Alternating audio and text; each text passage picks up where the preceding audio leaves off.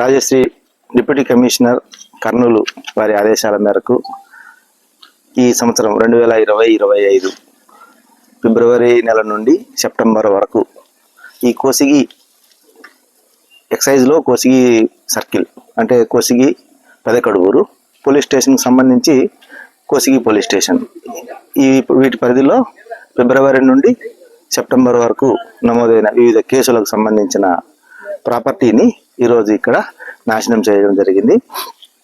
ఎక్సైజ్కి సంబంధించి మొత్తం 53 క్రైమ్ నెంబర్లు అంటే 53 కేసులలో 673 లీటర్లు, వీటి విలువ సుమారు 3,75,000 రూపాయలు విలువ చేసే మద్యము.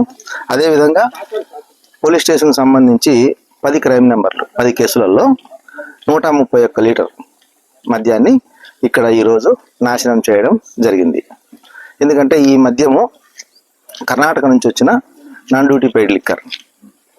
ఎక్కువ భాగం ఈ కర్ణాటక బార్డర్ ఉంది కాబట్టి ఈ ప్రాంతంలో ఎక్కువగా ఈ మద్యము ఎక్కువగా సరఫరా ఉండడం వలన వాటి మీద నాన్ డ్యూటీ పెయిడ్ లిక్కర్ కాబట్టి వాటిని ఇక్కడ అనుమతించరు కాబట్టి వాటిని పట్టుకొని కేసులు నమోదు చేసి ఆ ప్రాపర్టీని ఈరోజు ఇక్కడ నాశనం చేయడం జరిగింది. సార్ బాటిల్స్ ఉన్నాయి సార్, ఆంధ్ర బాటిల్ 48 నిప్స్, ఇవి ఆంధ్ర బాటిల్స్. అవి కూడా ఇక్కడే మూతలు తీసి ఒలకపోయడం జరిగింది.